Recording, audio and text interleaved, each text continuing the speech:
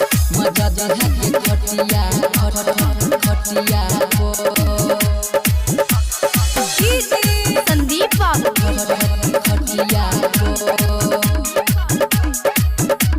मजा दिहा के खटिया को लागे छही हुसन के परी गे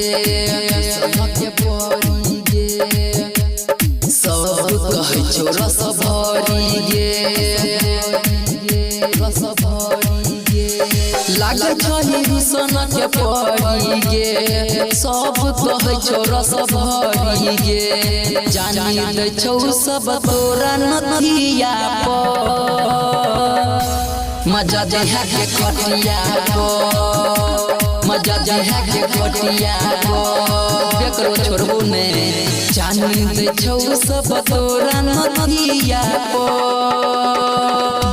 मजा दिहा के खटिया को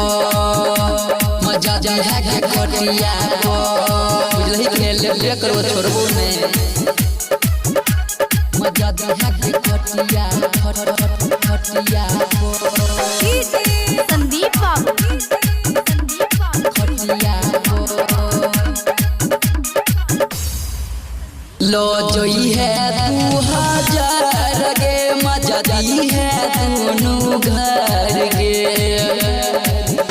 लो जोई है 2000 गे मजा दी है दोनों घर गे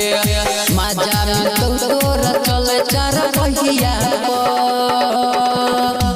मजा दिहा के खटिया को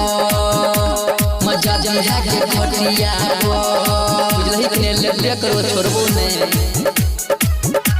मजा दिहा के खटिया खटिया को संदीप बाबू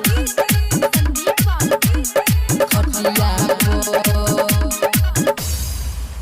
लक्ष्मण सुमित मजा मार के राम भगत के गाना बजाई के